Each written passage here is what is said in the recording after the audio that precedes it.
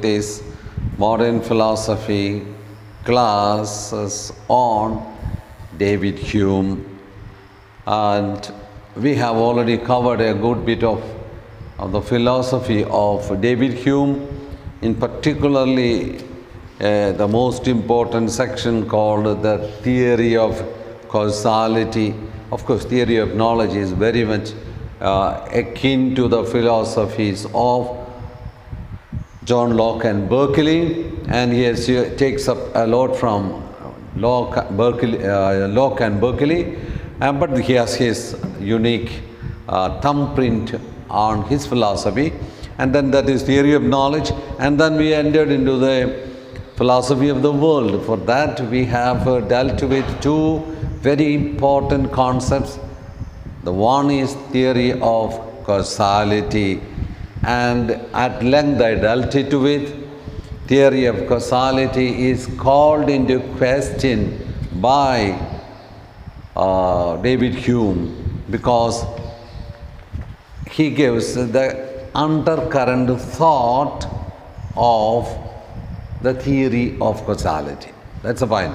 And then, there is something called the so-called three elements are undercurrent in theory of causality, and then that is three elements are relation of continuity, close together, and between A and B and C and all.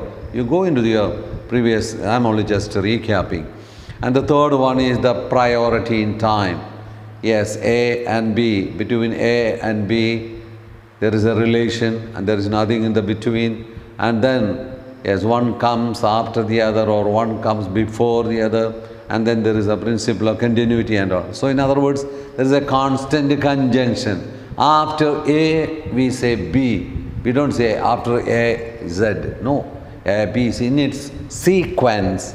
There is a conjunction. So that is what the first point. And then, so there is the mind has the habit of associating. So he says, well, that the theory of causality is a habit of the mind, habit of association. Then we came into the second most important idea, really called theory of substance. Theory of substance too, it is something, what we observe are the realities. What we have is the ideas about, but then substance, a substratum, according to him, if it is first of all, an association, then how can you say that there is something? So that is what is very, very, very important point. That is, Hume points out that substance has no existence, neither has the conscious substance any existence. Clear? Just like the idea of causality, the idea of substance is a category of human thought. That is so. Then the external world, we dealt it with. We do not know. Directly we know only the ideas. I had discussed it at length with that. Okay, that is the first 3 points.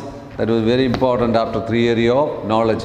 Please do remember Hume's understanding of the theory of causality, the theory of substance, and these are very two important ideas, and then from that he draws his conclusion regarding the world. And now we go into philosophy of God. Clear? Fourth point. Philosophy of God. The students of philosophy can more or less understand what is going to be his idea of philosophy. Clear?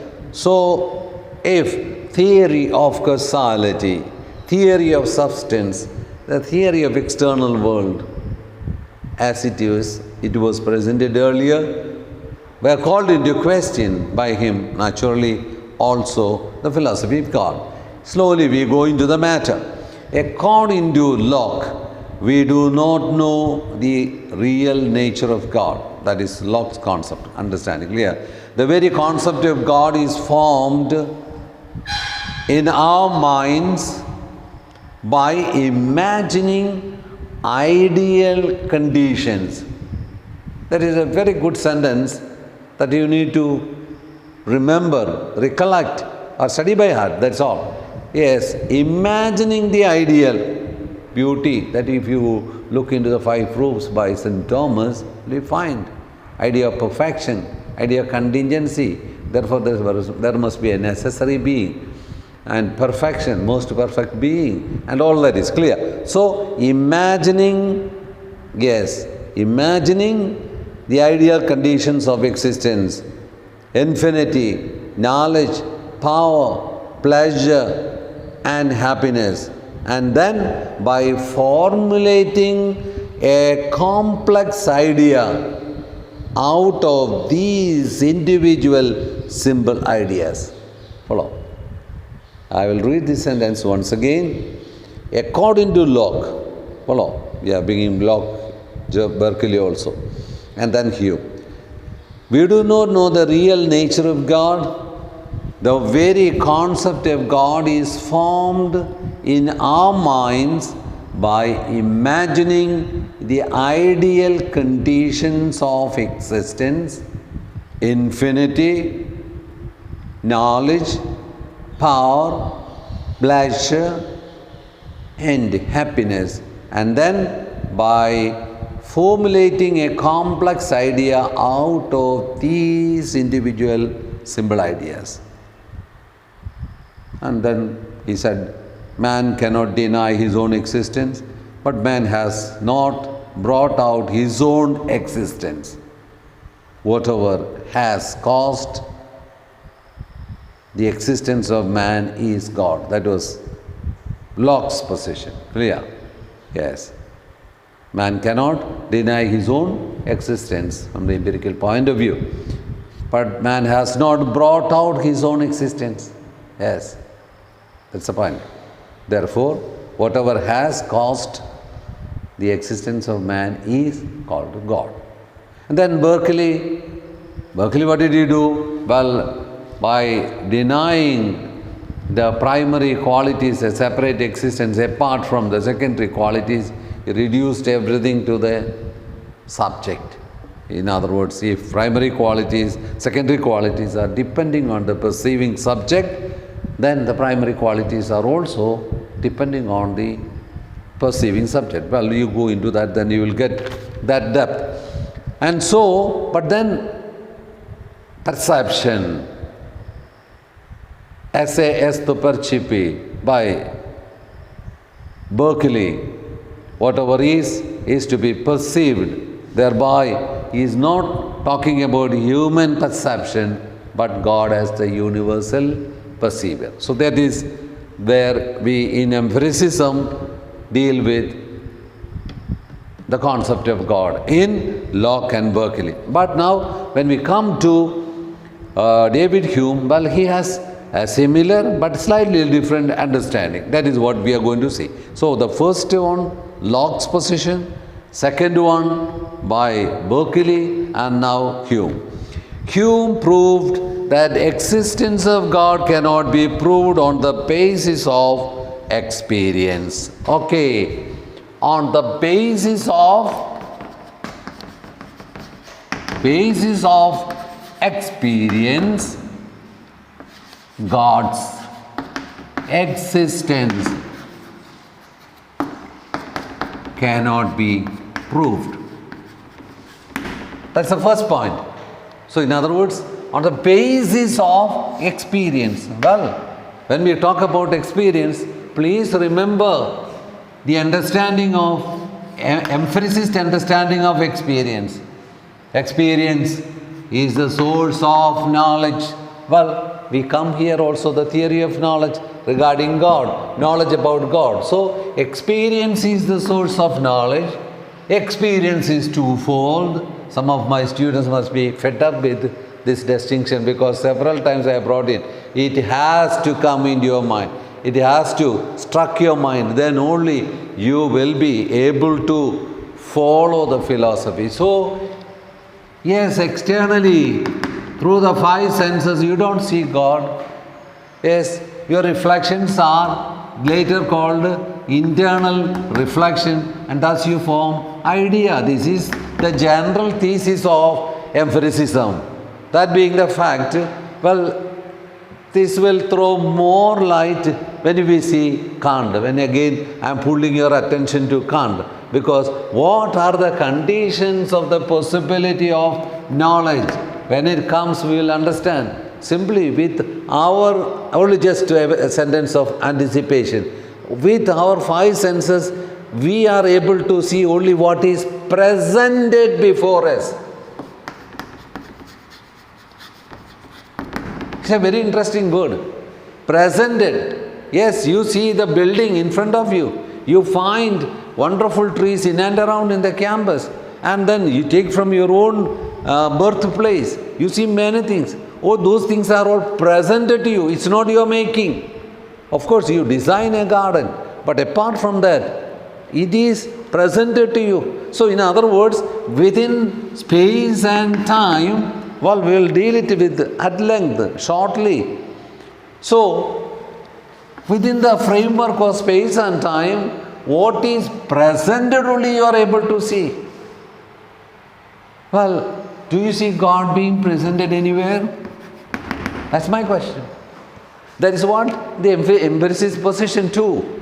So, in other words, in space and time, you see inanimate and animate things moving around.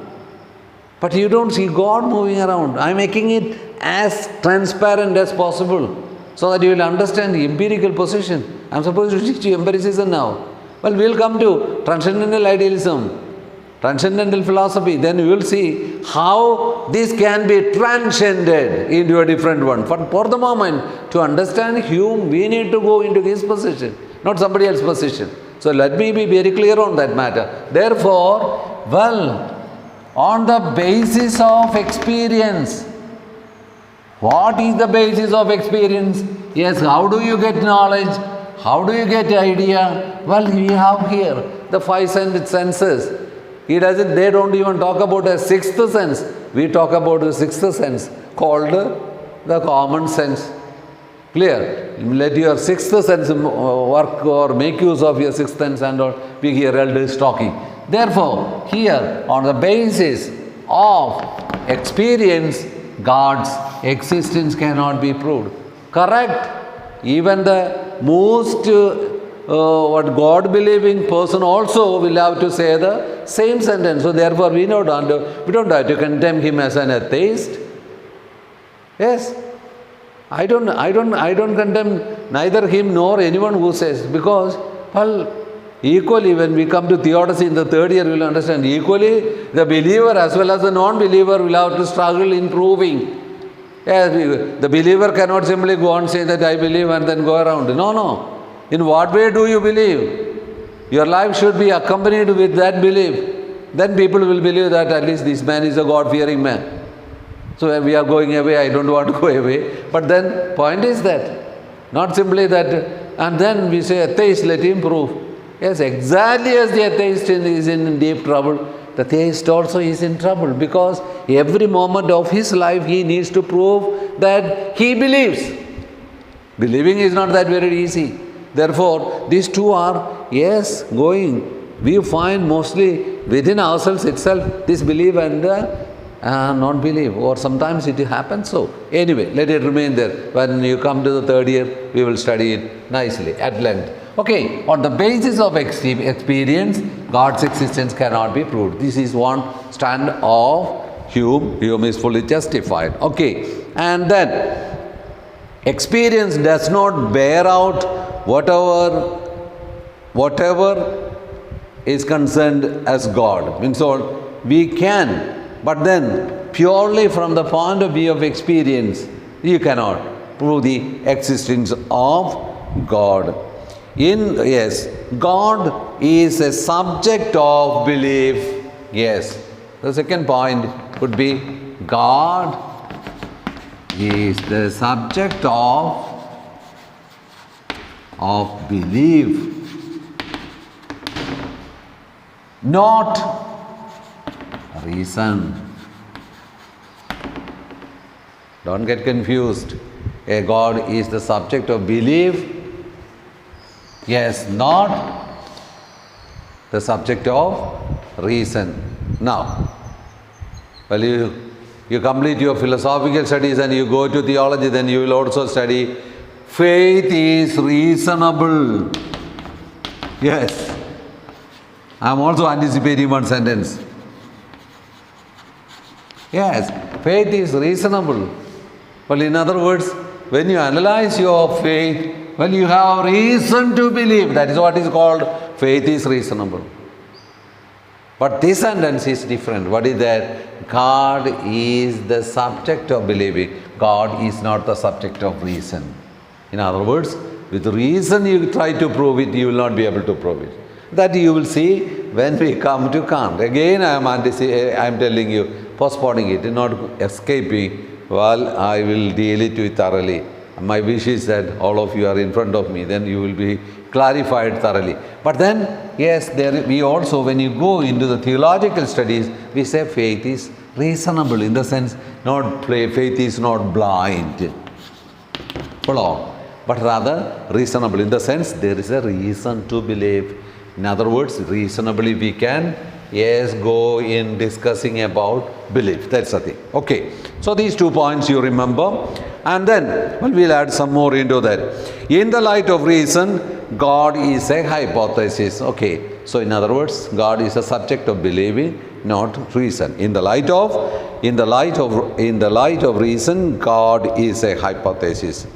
He is not a subject of reason, but of faith. Explanation of the same. He is the subject of faith, not of the subject of reason. In the actual world, yes, after having said he is a subject of faith, believing and not reason, reason cannot be, God cannot be the subject matter of reason, but he says, in this, okay, in the light of, he refutes the arguments for the existence of God. But he is not an atheist. God is not a subject of reason, but of faith. In the actual world, it is impossible to live without God. Yes. In the actual world,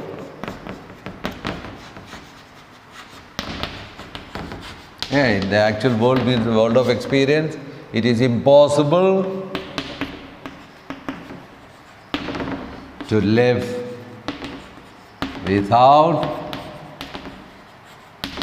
yes, some of you will have in your mind as you listen to this sentence, oh, how many atheists are living without God? Yes, it's a question that you ask me. As a philosophy professor, I also give you an answer. My answer to you is that, have you ever gone into the consciousness and experience of those atheists who deny that there is no God? Have you gone? You do not know. That's the question. Yes, one publicly professing something and then privately living is a different thing. In other words, well, in moments of difficulties, you simply raise your eyes or raise your head. You change your attitude. And that is what most of these people prove through their life. In other words, well, when we are confronted with experiences beyond the comprehension, well, we have to rely somewhere. Therefore, yes, something that is in the actual world, it is impossible to live without God. Okay. But we can't just prove him. That is, well, it's all coming from the first point. Clear? So we can't just prove him. But point is, whatever you cannot prove, if you say doesn't exist, yes, there is a philosophical fallacy in that. Yes. Whatever I don't see doesn't exist, or what I have not experienced doesn't exist. If we say that, we are at fault. So that is his argument. Yes. But at the same time, well, along with the rationalist philosophers, he also gives a wonderful proof of God's existence. After having said, on the basis of experience, God's existence cannot be proved, God is the subject matter of belief and not of reason. Clear? With the help of reason, you cannot prove God's existence and all. Then in the actual world, it is impossible to live without God. And all that is, in other words, neither he is categorically denying nor categorically affirming. But then he says, well, the subject matter cannot be brought under the purview of reason. Okay, but this is to be brought under one's own belief. And then he says it's impossible to believe, impossible to live without God. But then he comes with one argument. Yes, that is the argument that we have seen in Descartes and in all others, and even in your previous philosophy, namely the order and design. Yes, the order and design.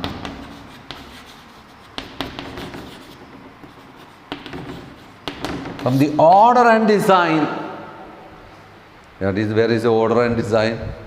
Yes, as you open your eyes and see the naked realities in and around you, you find a perfect order. Things come into existence, they bear their fruit, and then, yes, they go, and the next generation comes. And living in this world with your five senses, you are in a way forced to say that there exists a designer behind all this design. You studied that proof? Yes, when you studied St. Thomas. Well, you see how the argument comes into it. The argument from design begins with the observations of a beautiful order in nature. Order requires the activity of a mind. Yes, when you design your garden, whether it is vegetable garden or flower garden or aesthetic garden or whatever type of garden, well, designing presupposes a designer. Therefore, yes, an order that you bring in talks about or presupposes an orderer. Yes, someone who is ordering, someone who is designing. So that is his argument. Perhaps that you should keep it in mind. And so that is his philosophy of God. So to sum up everything together, on the basis of only a few sentences, you can explain. But then these sentences should be written as such and then underlined. And then you write your gas, but then careful about writing gas also. It should flow from the first sentence and second sentence and third sentence. So on the basis of experience, God's existence cannot be proved. Yes, what is experience? You have studied. And then God is the subject of our belief and not of reason. In other words, reason cannot explain, but then faith can explain. Then the third point is, in the actual world, it is impossible to live without God. You cannot live without God. Therefore, Hume brings in an argument for God's existence from the order and design of the world. Therefore, an order presupposes an orderer, a design presupposes a designer. So, in the order and design, he proves. Okay, that is philosophy of God. And now we come to the fifth point. You can raise your questions and doubts through my WhatsApp number 9441831970, clear, or through Gmail, which I had already given, cherianscareer@gmail.com. Okay, No problem, at any time. Midnight you can send the message, no problem. I will give you reply only in the next day, that's all. Okay, then we come to the fifth point, the philosophy of man. Philosophy of man. Where will be two ideas, the self, one will be, I want the self, 5, 2 will be, yes, the ethics in politics. Man, ethics in politics. Okay, the first point, the idea of substance, okay, we are dealing with self. The idea of substance is meaningless whether applied to matter or mind. That is, we have seen already in the beginning, theory of causality, substance and all, clear. So in other words, the idea of substance is meaningless whether applied to matter or mind. Hence, the so-called soul substance, yes, the so-called soul substance, yeah, this is concerning the self, the man, clear. So, the so-called soul substance is fictitious.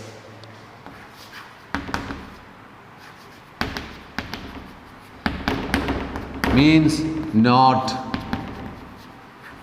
real, because these things are very simple here, because the hardest aspect is already explained in theory of causality, substance and the world. It's clear. So in other words, yes, hence the so-called soul substance is fictitious.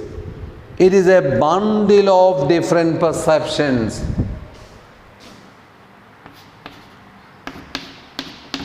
It's a bundle of different perceptions. I need only just to say it, because theory of causality, theory of substance will simply supply what is needed for this. It's a bundle of different perceptions. Yes. Different perceptions, yes, in other words, associating, yes, one after another, A and B, between them, what is the relation? Yes, that is applied here. Okay, it's a bundle of different perceptions succeeding one another, yes, one after another. Yes, this also becomes clear when we come into Kant, when we speak about space and time, and with the categories we understand a thing. Clear? So you understand a thing in space and time at a particular time. Yes, all of you philosophy students in your second year, yes, your attitude and behavior and all in the first year was different. The 10th standard was different. The 5th standard was different, and that is what he is also telling.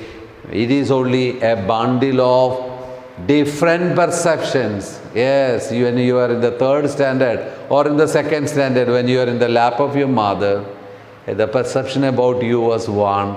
When you are in the 5th standard and 10th standard, when you join the institutions, and now these are different. It will be after 5 years and 10 years and 25 years, it will be different. So in other words, it's a bundle of different perceptions. So I hope my students understand it. Therefore, I don't have to again and hammer on it.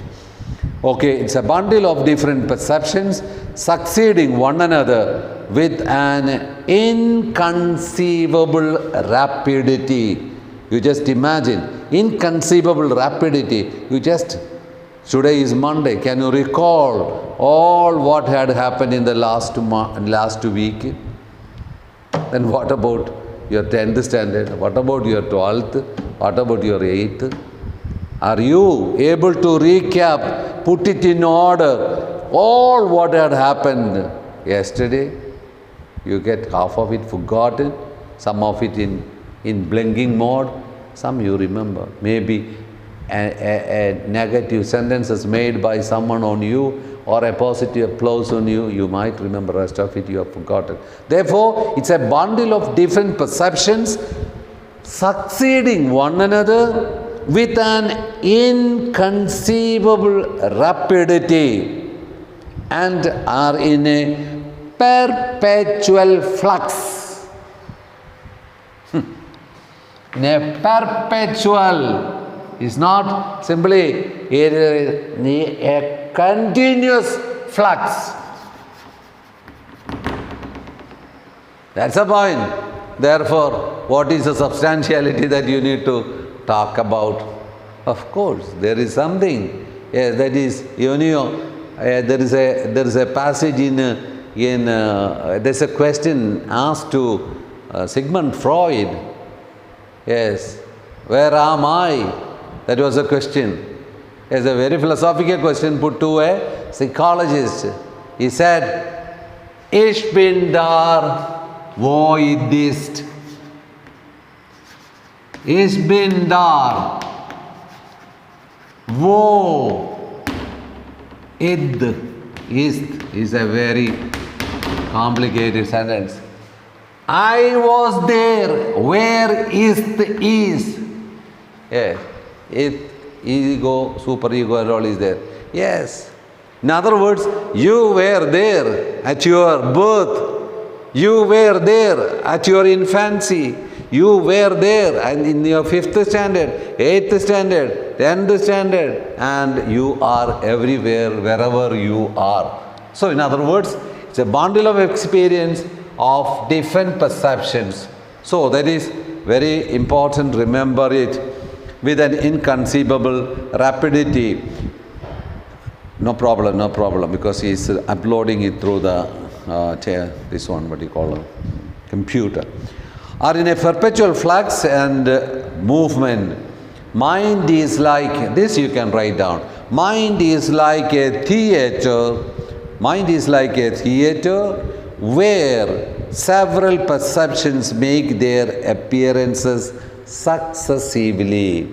Mind is like a theater where several perceptions make their appearances successively. Okay, sum up. Resembling past perceptions are imaginary like personal identity. Don't worry about it. Then ethics and politics, these are the two small points to be dealt with. Clear? Yes. Thereby reducing everything into momentary life.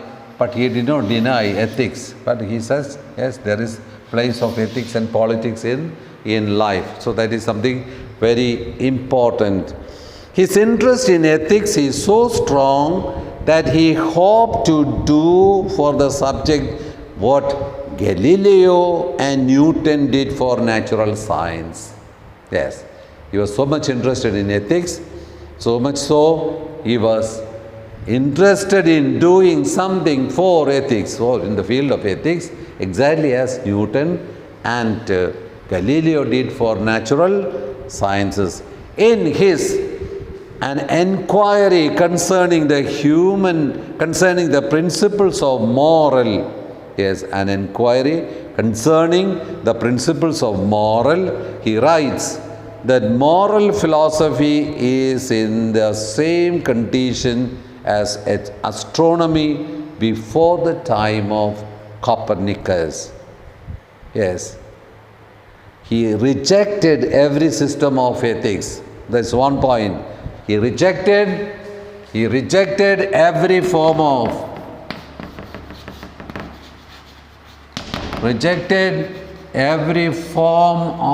ethics. Yes, he wanted to bring change, but then, yes, he rejected every form of ethics. But however, subtle, which is not founded on fact of observation. Yes, he rejected all forms of ethics that cannot be verified. Yes, because experience is the source of knowledge. since experience is the source of knowledge, yes, experience should be also the source of ethical knowledge. That is something very important. So, central, okay, rejected every form of ethics, however, yes, which is not founded on observation. For Hume, the central fact about ethics is that moral judgments are formed not by reason alone, but by sentiment and sympathy. Sentiment and sympathy. So, in other words, not reason alone, sentiments and sympathy. And that is why later phenomenologists and all will take the sentimental aspect, sympathy aspect. In other words, an aspect that was neglected. That is why when you see next time, when you come to Kant, there is also not only there is a critique of pure reason, not only critique of practical reason, there is something called a critique of judgment. That critique of judgment is, yes, he is bringing in the sentimental aspect of human existence. So the sentimental aspect doesn't deal with reason, but rather the sentimental elements of life. So now, for example, you go into the top of Mahimagiri Tower and you look around. When you look around, what you find is not a theoretical interest of what you could do with the surrounding land, means whether you could plant tapioca or rice or anything else, but then you are simply elevated into the sentimental aspects of life, namely, it's beautiful, it's wonderful, it's excellent, what a beauty. It's sentimental aspect, sympathy aspect. You don't look at the nature from an utilitarian purpose.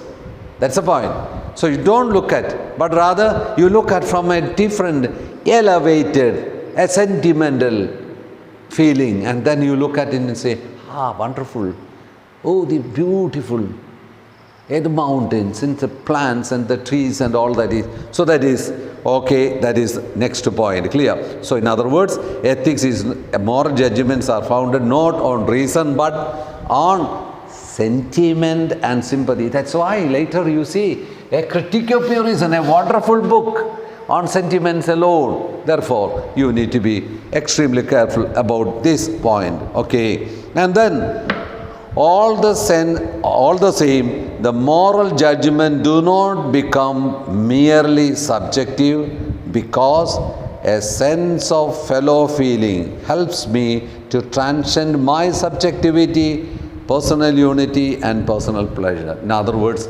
as my sentimental way of observation leads me to the fact that I am not the only person here. There are also the others. Others have their feelings. Others have their sentiments. So that brings us to ethics. That is the point. Then Hume's political theory, next one is, that is about ethics. Next one is political theory, 2-3 points only. Political theory is a compromise between two extreme views of relevant at that time, individualism of Thomas Hobbes and the optimism of Rousseau. He combined both. Means individualism of Thomas Hobbes means a man is a wolf to his neighbor. So a man is a wolf to his neighbor means, what is that? Yes, I am interested only in my affairs, interest and all that. The other is simply taking away my freedom. So that is as a compromise between Thomas Hobbes and Rousseau optimism. Man has both egoistic and altruistic instincts. In man, we have both egoism, at the same time altruism. Means, yes, sometimes I am concerned only about myself, and then there are also moments I am concerned about others. So in other words, a combination of both. That is what his philosophical understanding of politics. Clear? Okay.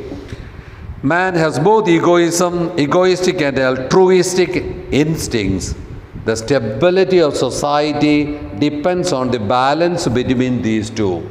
A society will exist peacefully, flourish peacefully when these two are taken care of. A sort of conservatism is also prevalent in his political theory. That is all what is about Hume. Well, as a concluding remark, we can in one sentence we can summarize him. Hume's philosophy ends up in total skepticism. Total skepticism. Yes, that's the point. In other words, well, he is not able to give a clear-cut proof for anything. He calls into question, and mind is simply a stream of ideas, substance is simply made of a kind of, continuity, relationship and all that is, and so it goes on. So Hume's philosophy ends up in total skepticism. Hume analyzed the future of the mind in